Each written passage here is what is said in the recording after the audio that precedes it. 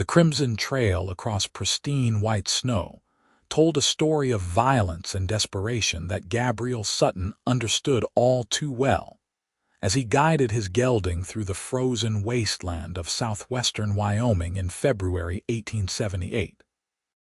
He had been tracking the Malone gang for 3 weeks now, ever since they had robbed the bank in Green River and killed 2 innocent men in the process. The marshal had deputized Gabriel along with 5 other men, but a blizzard 2 days ago had separated them all. And now Gabriel rode alone through country so desolate, it seemed God himself had abandoned it. The blood trail he followed now was fresh, maybe an hour old at most, and it veered sharply away from the path the bandits had been taking. That struck him as odd. The Malone gang rode together, always had, yet this trail showed only one horse and something being dragged alongside it.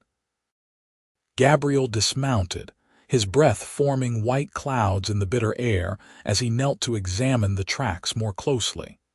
His gut twisted when he realized what he was seeing. The drag marks were not from saddlebags or supplies. They were from a body, and judging by the size of the boot prints that occasionally appeared in the snow, it was a woman. The horse tracks showed the animal had been moving fast, panicked even, and then they stopped abruptly about 50 yards ahead where the blood trail continued on foot. He remounted and followed the trail with growing urgency. The temperature was dropping as afternoon faded toward evening, and anyone left out here without shelter would not survive the night. The wind picked up, howling across the empty plains and cutting through his heavy coat like it was made of paper. Gabriel pulled his scarf up over his nose and pushed forward. That was when he saw her. She was barely visible against the snow, a dark shape crumpled in a hollow between 2 rocks. Gabriel spurred his horse forward and was off the saddle before the animal had fully stopped. The woman lay on her side, her face pale as death itself, her lips tinged blue. Blood had soaked through her dress on the left side, spreading across the fabric in a dark stain that looked black against the white snow. Her eyes were closed, and for a terrible moment, Gabriel thought he was too late. He pressed his fingers against her throat, searching for a pulse. It was there, faint and thready, but there. Relief flooded through him. "Madam," he said, his voice rough from days of silence. "Madam, can you hear me?" Her eyelids fluttered but did not open. Gabriel knew he had to work fast. He pulled off his coat and wrapped it around her, then gathered her carefully into his arms. She was small, delicate even, and as he lifted her, he could feel how cold she had become. He had to get her warm, and soon. Looking around, Gabriel spotted a cluster of rocks about a quarter-mile to the east that might provide some shelter. It was not much, but it would have to do. He settled the woman across his saddle, mounted behind her, and held her secure against his chest as he guided his horse toward the rocks. The shelter was better than he had hoped. The rocks formed a natural windbreak, and there was an overhang that would keep the worst of the weather off them. Gabriel dismounted and carried the woman inside, laying her down as gently as he could on the driest patch of ground he could find. Then he set to work building a fire. His hands moved with practiced efficiency, gathering what dry brush he could find in the protected areas around the rocks, arranging his kindling, striking his flint. The first sparks caught, and soon a small flame was growing. Gabriel fed it carefully until he had a proper fire going, then turned his attention back to the woman. In the firelight he could see her more clearly now. She was young, probably in her early 20s, with dark hair that had come loose from its pins and lay in tangles around her face. Even pale and half-frozen, she was beautiful. But more than that, there was something about her features that spoke of strength, of determination. This was not a woman who gave up easily. Gabriel pulled his saddlebags over and retrieved his spare blanket, spreading it on the ground near the fire and carefully moving the woman onto it. Then he began the delicate work of examining her wound. The bullet had entered her side just below her ribs. When he carefully rolled her onto her back, he found the exit wound, which was both good and bad news. Good because the bullet had passed through, bad because she had 2 wounds instead of 1. "This is going to hurt," he murmured, even though she could not hear him. "But I have got to stop the bleeding." He used water from his canteen to clean the wounds as best he could, then packed them with clean cloth torn from his spare shirt. The woman moaned softly when he pressed the bandage against her side, but her eyes remained closed. Gabriel wrapped more strips of cloth around her torso to hold the bandages in place, then covered her with both his coat and the blanket. Night fell fast in the high country, and with it came a cold so intense that Gabriel had to keep the fire built up high just to keep them from freezing. He sat beside the woman through the long hours, checking her pulse regularly, adjusting the blankets, adding wood to the fire. Sometime around midnight, her eyes finally opened. They were gray, he noticed, the color of storm clouds, and they fixed on him with an intensity that surprised him given her condition. "Where?" she whispered, her voice barely audible. "You are safe," Gabriel told her. "I found you in the snow. You have been shot, but the bullet went through clean. You are going to be all right." Her eyes closed again, and he thought she had slipped back into unconsciousness, but then she spoke again. "They left me," she said. "The Malones. They left me to die." Gabriel felt anger surge through him. He had known the Malone gang was ruthless, but to shoot a woman and leave her to freeze to death was a new low even for them. "What is your name?" he asked gently. "Clara," she whispered. "Clara Kincaid."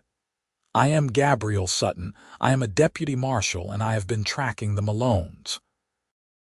"Can you tell me what happened?" Clara's eyes opened again, focusing on him with effort. "They took me from the stagecoach 3 days ago, said they needed a hostage in case the law caught up with them." She paused, breathing hard.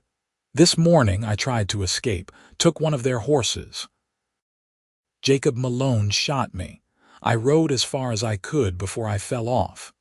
"You are brave," Gabriel said, and meant it. "Most people would not have tried."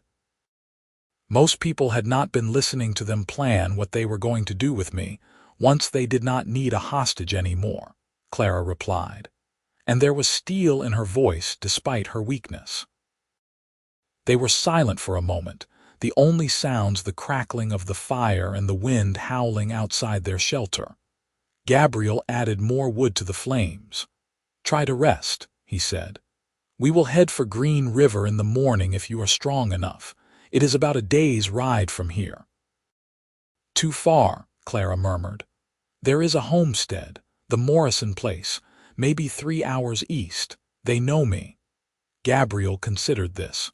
3 hours would be hard on her, but it was better than a full day's ride. And she needed proper shelter, a real bed, someone to tend her wounds while he went after the Malones. "All right," he agreed. "We will try for the Morrison place at first light, but you need to sleep now. You need to heal." Clara nodded slightly, her eyes already closing. Gabriel watched her for a long time, this woman who had survived being shot and left for dead in one of the harshest environments he had ever seen. There was something remarkable about her, something that drew him in ways he did not fully understand. He settled back against the rocks, his rifle across his lap, and kept watch through the night. Dawn came cold and gray, the sky heavy with the promise of more snow. Gabriel checked Clara's wounds and was relieved to see that the bleeding had stopped. She was feverish, though, her skin hot to the touch despite the cold around them. That was not a good sign, but Gabriel had known it was coming.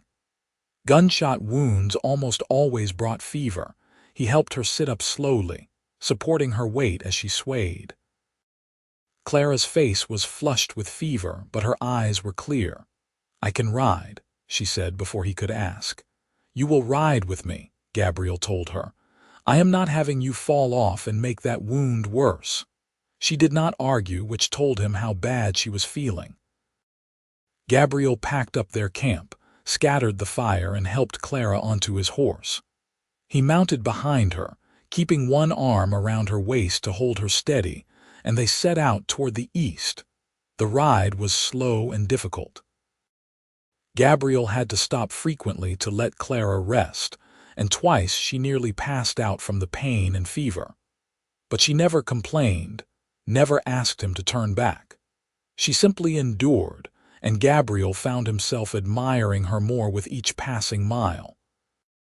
They reached the Morrison homestead just as fresh snow began to fall. It was a modest place, a log cabin with a barn and a few outbuildings, but smoke rose from the chimney and Gabriel could see horses in the corral. He guided his gelding up to the front door and called out, "Hello, the house." The door opened and a woman in her 40s appeared, her eyes widening when she saw Clara. "Dear Lord, Clara," she exclaimed. "What happened?" "She has been shot, madam," Gabriel explained. "She said you knew her, said you could help." Of course, bring her inside." The woman hurried down the steps. "Thomas," she called over her shoulder. "Thomas, come help." A man emerged from the barn, tall and weathered, and between the three of them they got Clara inside and into a bed. The woman, who introduced herself as Martha Morrison, immediately set to work changing Clara's bandages while her husband Thomas helped Gabriel tend to the horse. "The Malones did this?" Thomas asked quietly as they worked. "Yes, sir," Gabriel confirmed. "I am a deputy marshal. I have been tracking them." Thomas nodded grimly. "We heard about the robbery in Green River, heard they killed 2 men, never thought they would take a hostage, though." "They are getting desperate," Gabriel said. "That makes them more dangerous. How well do you know Clara?" "She worked as a teacher in Green River. Sweet girl, smart as a whip. Came out here last fall to teach the children at the settlement school. She would ride out here sometimes to tutor our youngest daughter." Thomas paused, looking back at the house. "She does not deserve this." "No, madam," Gabriel agreed. Inside, Martha had Clara cleaned up and in a fresh nightgown, the wounds properly dressed. The older woman met Gabriel in the main room, drying her hands on her apron. "The wounds are clean," she reported. "You did good work with the bandaging, probably saved her life. But she has got a bad fever. It could go either way over the next few days." Gabriel felt something twist in his chest at those words. "I need to go after the Malones," he said, "but I will come back. Will you look after her?" "Of course we will," Martha said firmly. "You go do what you need to do. Clara will be safe here." Gabriel nodded his thanks and went to the bedroom doorway. Clara was asleep, her face flushed with fever, her dark hair spread across the pillow. He found himself reluctant to leave, which was strange. He had only known this woman for less than a day. But something about her had gotten under his skin. "I will be back," he said quietly, even though she could not hear him. Then he turned and headed out into the snow. The trail was harder to follow now with the fresh snow falling, but Gabriel was one of the best trackers in Wyoming territory, and the Malones had gotten careless. They thought they had lost their pursuers in the blizzard, thought they were safe. They were wrong. It took him 2 days of hard riding to catch up with them. They had holed up in an abandoned line shack in the foothills, probably planning to wait out the worst of the winter before moving on.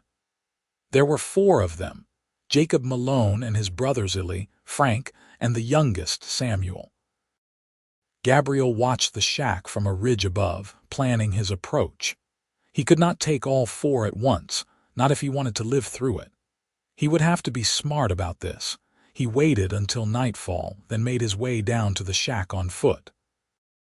The Malones had posted no guards, confident in their isolation. It was a mistake that would cost them. Gabriel positioned himself near the door, his rifle ready, and called out, "Jacob Malone, this is Deputy Marshal Gabriel Sutton. You are all under arrest for robbery and murder. Come out with your hands up." The response was immediate. Gunfire erupted from inside the shack, bullets punching through the thin walls. Gabriel had expected this and was already moving, circling around to the side of the building. He fired twice through the window, heard a cry of pain, then rolled away as return fire shattered the glass above him. "You have got nowhere to go," Gabriel shouted. "The other deputies are on their way. Surrender now and you might live to see trial." It was a bluff, but the Malones did not know that. Gabriel heard arguing from inside the shack, voices raised in panic and anger. Then the door burst open and someone ran out into the snow. It was Samuel, the youngest, barely 20 years old and clearly terrified. He made it 3 steps before his brother Frank appeared in the doorway and shot him in the back. "No one runs," Frank roared. "No one." The brutality of it shocked even Gabriel, but he used the distraction to his advantage.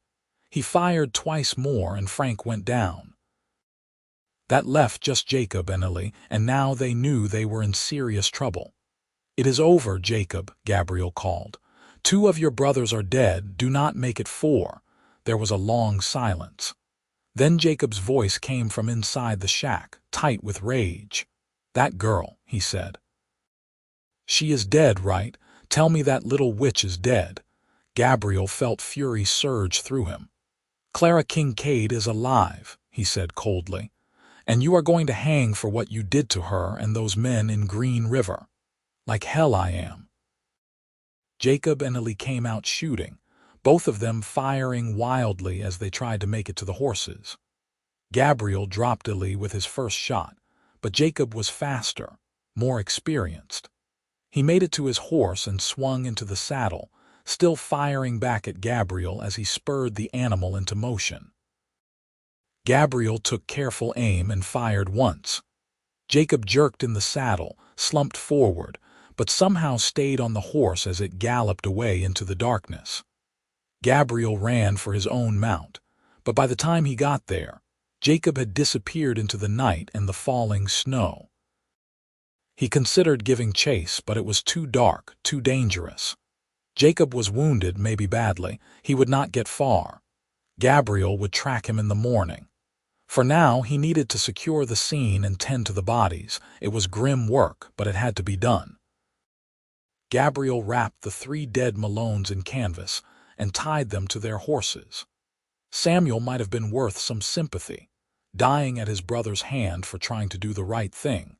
But he had been there during the robbery, had been part of the gang that killed 2 innocent men. The law was the law. At first light, Gabriel picked up Jacob's trail. The blood in the snow made it easy to follow, and Gabriel pushed hard, wanting to end this. He found Jacob Malone 3 hours later, still in the saddle but barely conscious, his horse standing motionless beside a frozen creek. "End of the line, Jacob," Gabriel said, his rifle trained on the outlaw. Jacob looked at him with eyes glazed with pain and approaching death. "Should have killed that girl when I had the chance," he said. "Should have killed her instead of just winging her." "You are going to die with those words on your conscience," Gabriel told him. Jacob laughed, a wet, bubbling sound.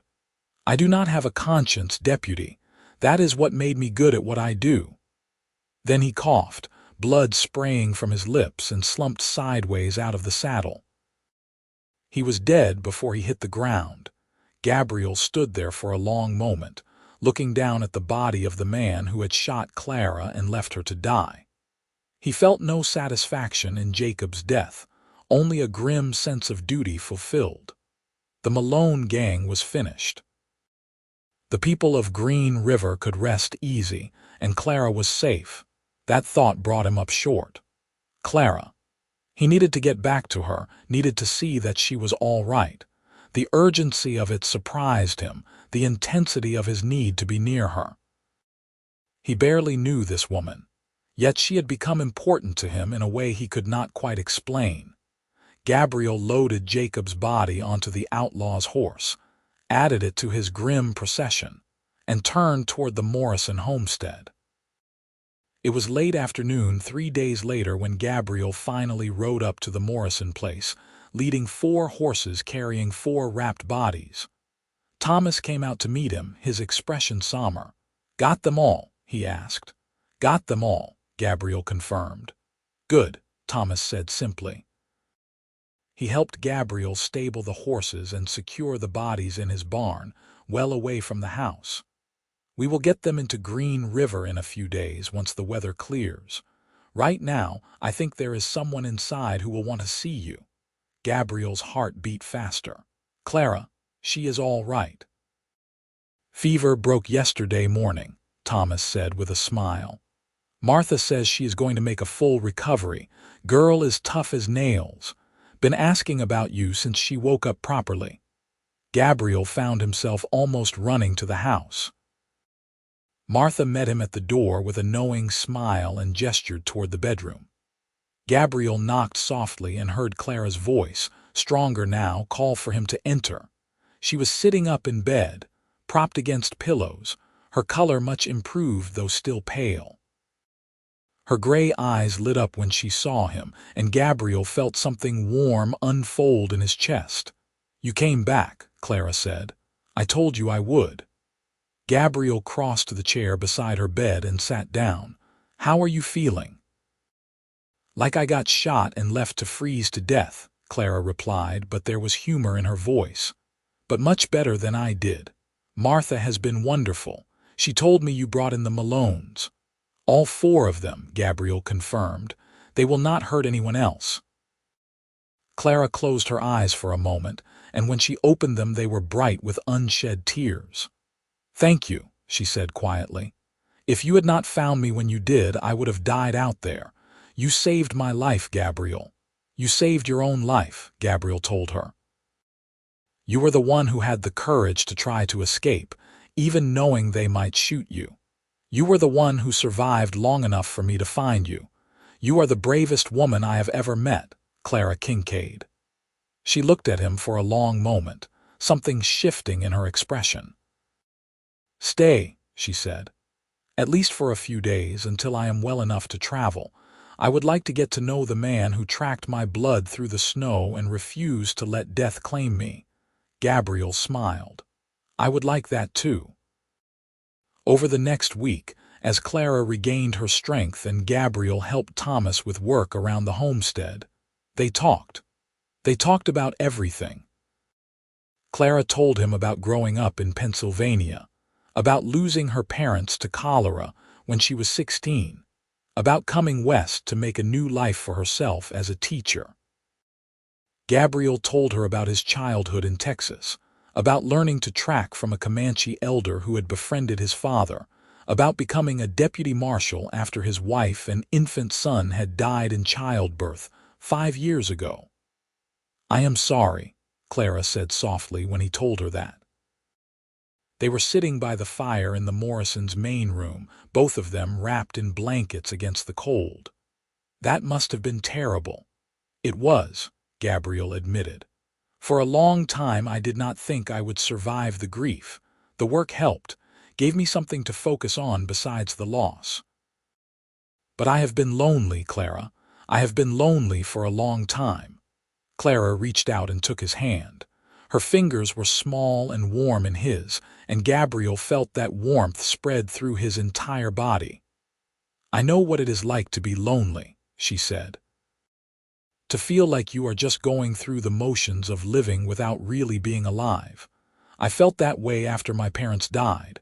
Coming west helped, but there was still something missing." "And now?" Gabriel asked quietly. Clara looked at him, her gray eyes serious. "Now I think maybe I have found what was missing. Or maybe it found me, tracking my blood through the snow." Gabriel leaned forward and kissed her, gentle and careful, mindful of her injuries. Clara kissed him back, her free hand coming up to touch his face. When they parted, both of them were smiling. "I am falling in love with you," Gabriel said. "I know it is fast, I know we barely know each other, but I cannot deny what I am feeling."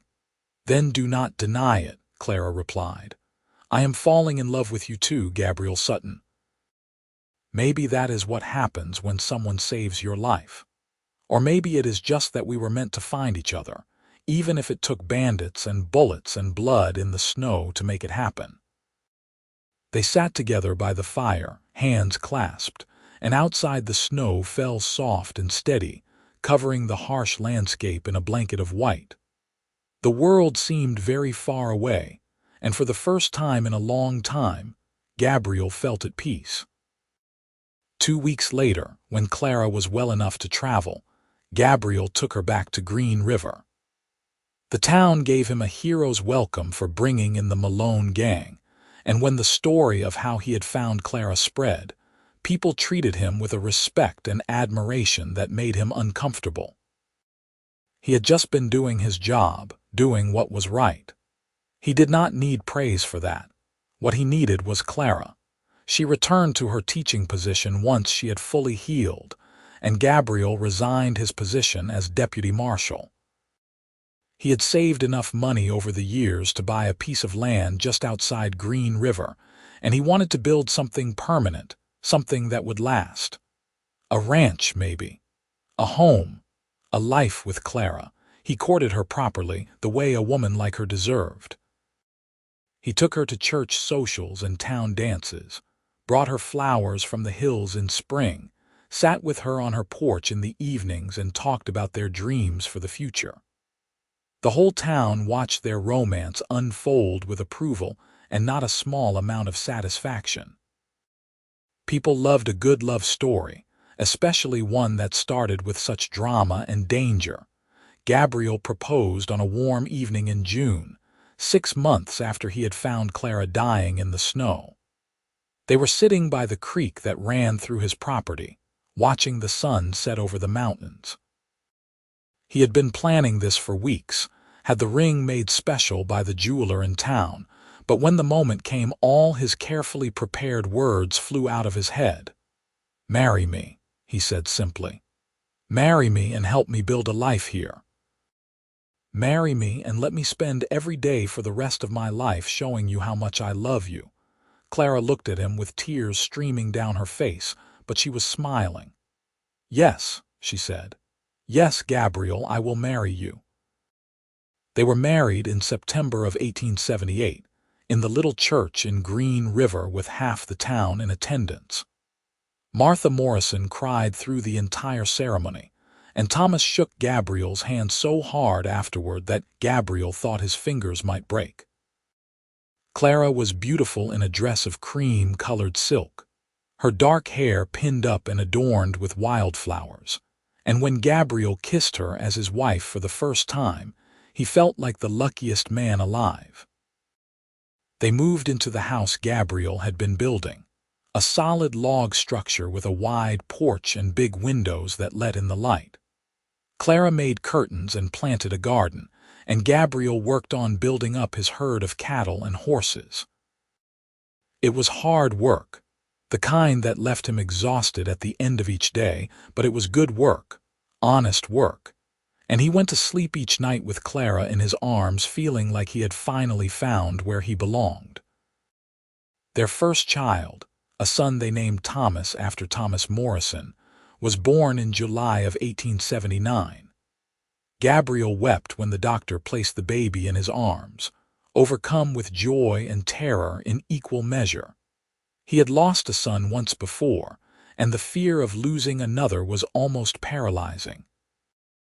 But Clara took his hand and smiled at him with such love and confidence that his fear began to ease. "We are going to be all right," she told him. "All three of us. We are going to be just fine." And they were. Little Thomas thrived, growing strong and healthy, and 2 years later Clara gave birth to a daughter they named Margaret. The children filled their home with laughter and noise, and a chaos that Gabriel had never imagined would bring him such happiness. He taught Thomas to ride as soon as the boy was old enough to sit a horse, and Clara taught both children their letters and numbers, determined that they would have every advantage she could give them. Life was not always easy. There were hard winters and dry summers, cattle that sickened and died, wolves that threatened the herd. But Gabriel and Clara faced everything together, partners in every sense of the word. They built their ranch into something successful, something they could be proud of. Gabriel's skill with horses became legendary in the territory, and people came from as far away as Colorado to buy his stock. Clara never returned to teaching in the town school, but she started a school on their ranch for the children of their ranch hands and the neighboring homesteaders. She taught reading and writing, arithmetic and history, and she did it with a passion and dedication that made Gabriel fall in love with her all over again every time he watched her with her students. The years passed in the way that happy years do, each one seeming to go faster than the last.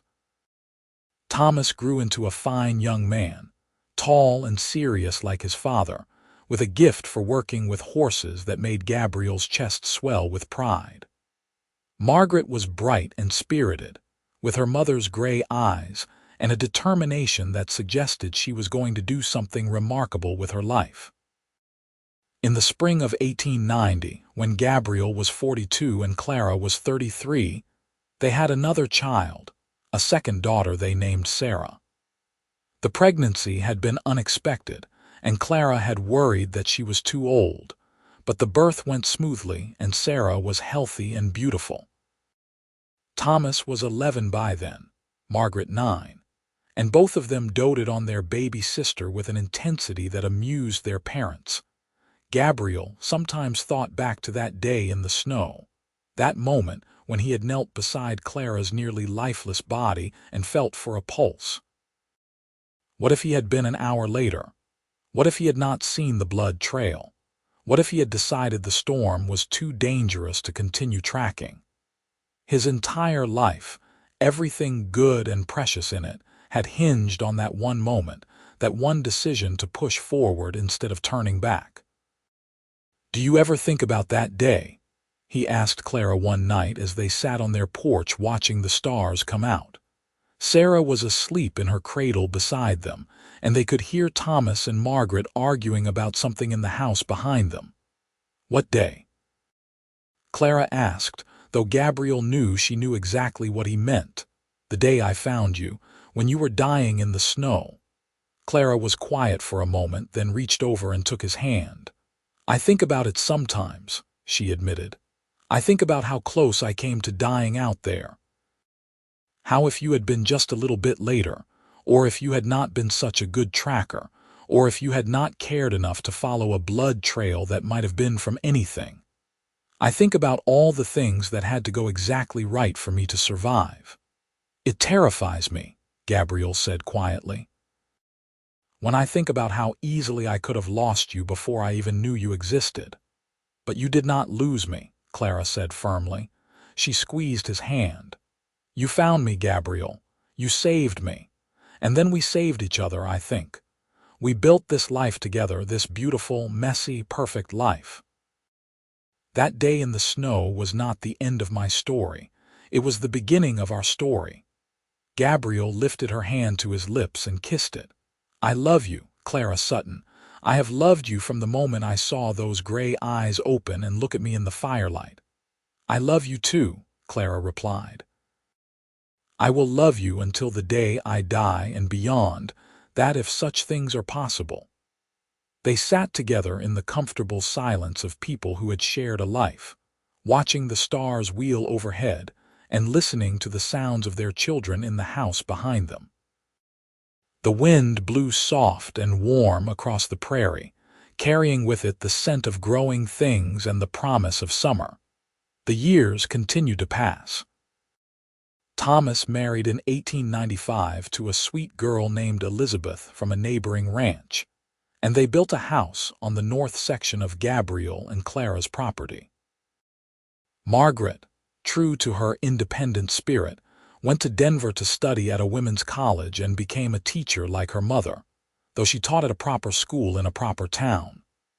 She married a doctor in 1898 and settled in Cheyenne, visiting her parents as often as she could. Sarah grew up surrounded by love and the freedom of the open land. She had her father's gift with animals and her mother's quick mind, and by the time she was 16, she could outride and outshoot most of the young men in the county. She showed no interest in leaving the ranch, and Gabriel and Clara were secretly relieved. Having one of their children stay close felt like a gift. Gabriel's hair turned gray, and Clara found silver threads in her dark locks. They moved a bit slower than they used to, felt the cold more in the winter and the heat more in the summer. But they were healthy and happy, surrounded by family and the life they had built together. In the summer of 1905, 27 years after Gabriel had found Clara bleeding in the snow, they celebrated their 27th wedding anniversary. Thomas and Elizabeth came for dinner, bringing their 3 children. Margaret and her husband traveled from Cheyenne with their 2 boys. Sarah, now 15 and full of opinions about everything, helped her mother prepare the feast. They ate on the porch, the long table crowded with food and family, laughter and conversation flowing as freely as the wine. Gabriel looked around at all of them, these people who existed because he had followed a blood trail through the snow, because he had refused to give up, because he had found Clara in time. "I want to say something," he announced, standing up. The conversation died down, everyone looking at him expectantly. 27 years ago today, I married the most remarkable woman I have ever known, but our story did not start at our wedding.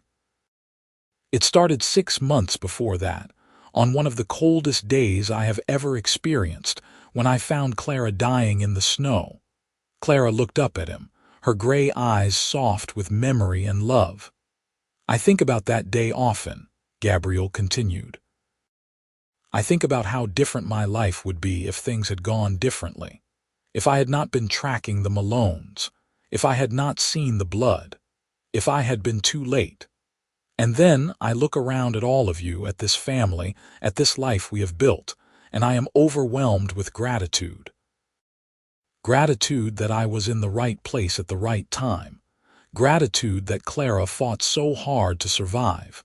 Gratitude for every day we have had together." He looked down at Clara, reaching out to take her hand. She stood and moved to his side, fitting against him the way she had for nearly 3 decades. "You saved my life that day," Clara said, her voice carrying clearly in the evening air. "But more than that, you gave me a reason to fight. You gave me hope when I had none.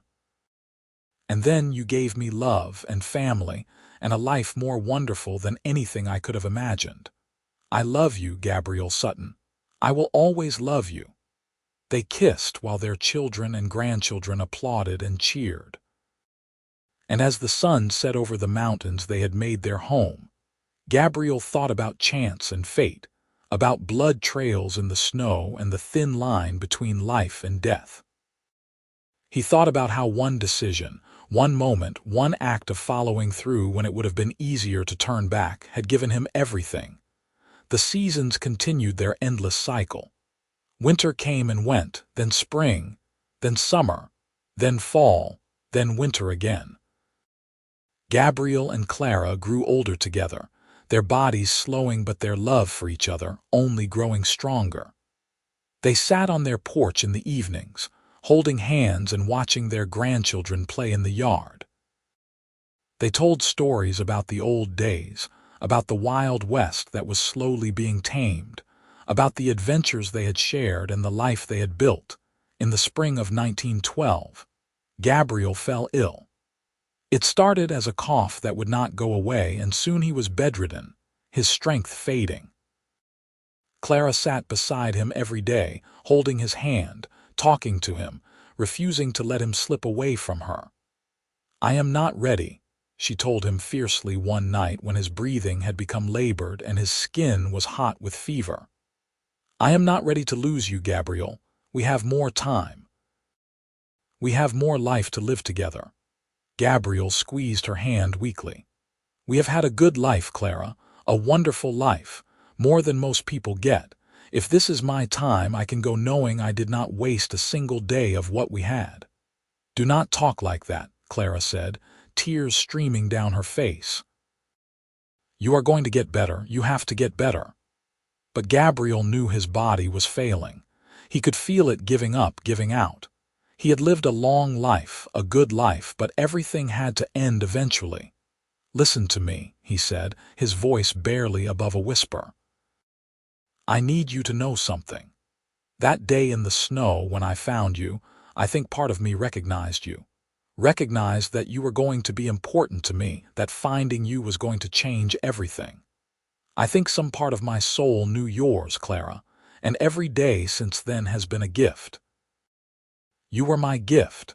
Clara was sobbing now, but she leaned forward and kissed him gently. You were my gift too, she whispered against his lips. You saved me and then you loved me and you gave me a life worth living. I love you so much, Gabriel. I love you too, Gabriel said, now and always. But Gabriel did not die that night. The fever broke, and slowly over the course of weeks, he regained his strength. It was not the illness that would claim him, not yet.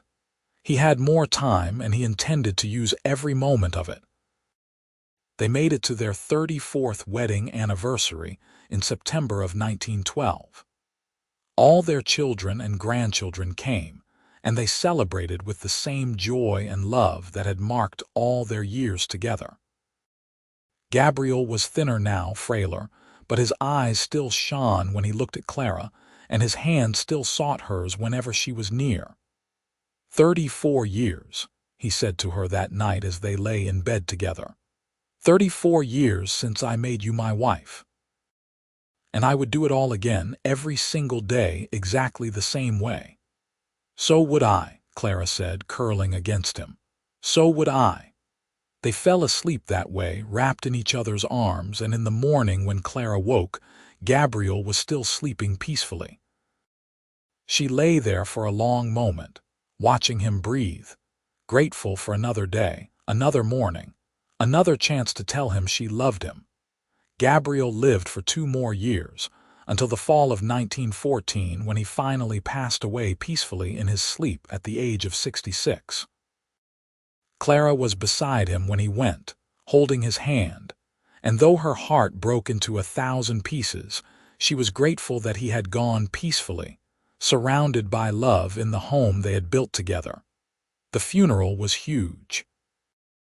Gabriel had been respected throughout the territory, known for his honesty, his skill with horses, his kindness to his neighbors.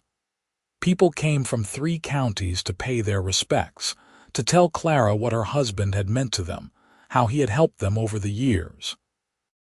Clara listened to all of them, accepted their condolences with grace, but inside she felt like she was dying too. How was she supposed to live without him? How was she supposed to go on when the man who had saved her life, who had given her everything good and precious in her world, was gone?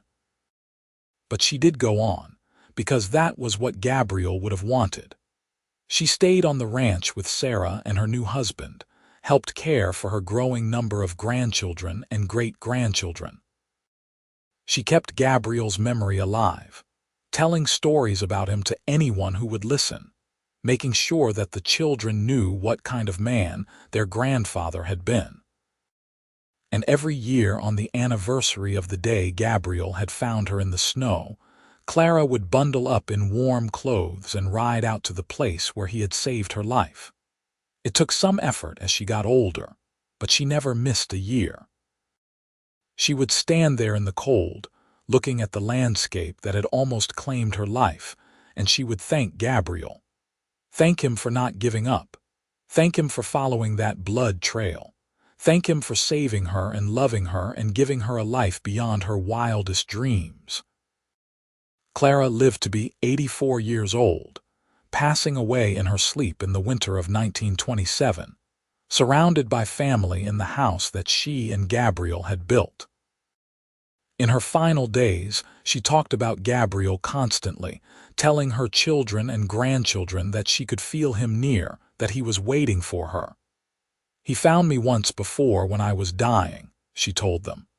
I know he will find me again, and perhaps he did. Perhaps when Clara closed her eyes for the last time, Gabriel was there, waiting for her the way he had promised all those years ago. Perhaps they walked together into whatever comes next, hand in hand, the way they had walked through life. They were buried side by side on a hill overlooking the ranch they had built together, their graves marked with simple headstones that bore their names and the dates of their births and deaths. But the true monument to their lives was not made of stone. It was the ranch that still stood, passed down through generations. It was the family that had grown from their love.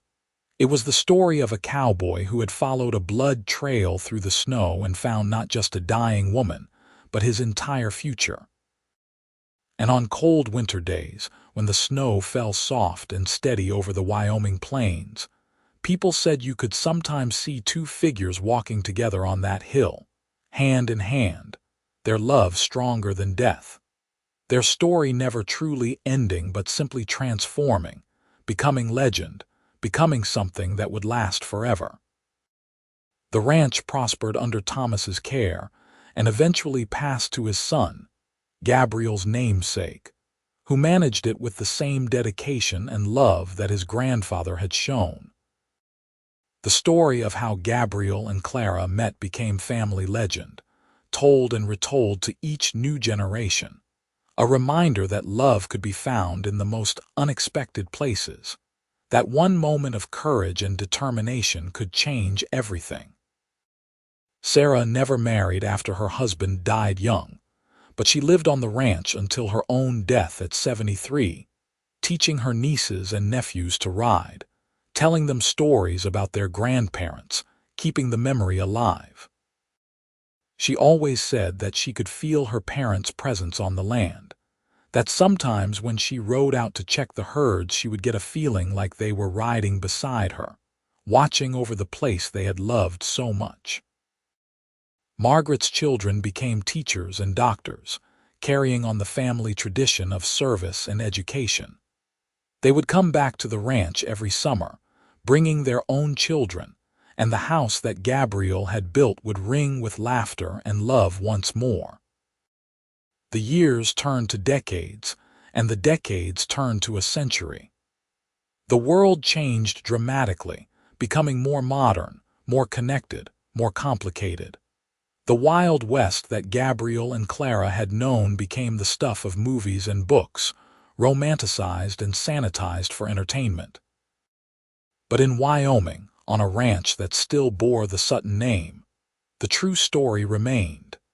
In 1978, exactly 100 years after Gabriel had found Clara in the snow, the family gathered for a massive reunion. There were hundreds of them now, descendants of Gabriel and Clara scattered across the country, and they came home to honor their ancestors. They stood on the hill where Gabriel and Clara were buried and listened as the oldest member of the family, Thomas's daughter Elizabeth, who was 94 years old, told the story one more time. "My great-grandfather was tracking bandits through a blizzard," she said in a voice that was still strong despite her age. "He could have turned back. He probably should have turned back. The weather was terrible, he was alone, he was in danger, but he saw blood in the snow and he followed it. He followed it because that was the kind of man he was. He could not leave someone out there to die, even if it meant risking his own life. And that decision, that one choice to be brave and good and determined, gave life to all of us. Every single person standing here exists because my great-grandfather refused to give up, because my great-grandmother fought to survive, because they found each other and built something beautiful together." She paused, looking around at all the faces watching her, seeing Gabriel's eyes and Clara's smile reflected in the features of her descendants. "They taught us what love looks like," Elizabeth continued. "Real love, the kind that endures hardship and loss and all the challenges that life throws at you. They taught us about courage and perseverance and the importance of never giving up, even when things seem hopeless." And they taught us that family is everything, that the bonds we share are stronger than anything else in this world. The crowd was silent, many of them crying openly.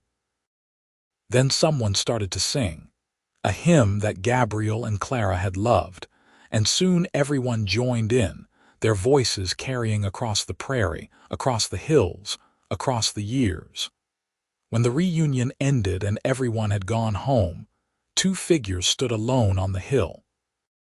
They were young, maybe in their mid-20s, holding hands and looking at the gravestones. "You think they knew?" the young woman asked. Her name was Clara, named for her great-great-great-grandmother. "Do you think they had any idea that saving her that day would lead to all of this?" The young man beside her, whose name was Gabriel, smiled. "Maybe. Or maybe they just knew they loved each other and that was enough. Maybe that is always enough." Clara leaned her head against his shoulder. "Tell me the story again. Tell me how he found her." And Gabriel did, recounting the tale that had been told in their family for 100 years. The story of blood in the snow and a cowboy who refused to let death claim the woman who would become his whole world.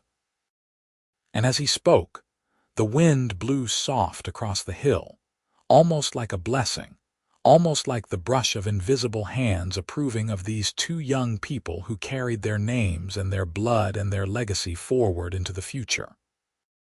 The story was not really about bandits or blood or survival, though all those things were part of it. It was about love, the kind of love that shapes everything that comes after it, that ripples forward through time, touching lives that will never know the original source, but will feel its effects forever. Gabriel Sutton had tracked a blood trail through the snow on a cold February day in 1878. He had found Clara Kincaid dying, and had refused to let her die. And from that one act of courage and compassion had grown something magnificent, something that would last for generations, something that proved that love was stronger than death, stronger than time, stronger than anything else in this world. As the sun set over the Wyoming plains that day in 1978, painting the sky in shades of gold and crimson, the two young people who bore their names stood hand in hand on the hill and felt the weight of that legacy settle over them like a blessing. They would carry it forward. They would honor it. They would live lives that would have made their ancestors proud. And somewhere, in whatever place exists beyond this world, perhaps Gabriel and Clara Sutton stood together watching, their hands clasped, their love eternal, knowing that their story would never truly end as long as there were people who remembered and honored what they had built together. The blood trail in the snow had long since melted away, but what it had led to remained, solid and strong and beautiful, a testament to the power of one person's determination to save another, and the love that can grow when two souls find each other against all odds. That was the true legacy of Gabriel and Clara Sutton. Not the ranch, not the family name, not the wealth they had accumulated. Their true legacy was the proof that love could bloom even in the harshest conditions, that hope could be found even in the darkest moments, and that sometimes the best things in life come from the most unexpected places, from blood in the snow to a love that would last forever. That was their story, and it was a good one, the kind worth telling and retelling, worth preserving and honoring, worth living up to. And on cold winter nights in Wyoming, when the snow falls soft and steady, and the wind howls across the empty plains, if you listen carefully, you might hear the echo of hoofbeats, might see the shadow of a lone rider following a trail that only he can see, determined to reach someone who needs him, driven by something he does not yet understand but will come to know as love. That is the story of how Gabriel Sutton found Clara Kincaid dying in the snow and saved her life, and how she in turn saved his, and how together they built something that would last long after they were gone, something that would be remembered and honored and celebrated for generations to come. It is a story about blood and snow and bandits, yes. But more than that, it is a story about love, and in the end, that is the only story that really matters.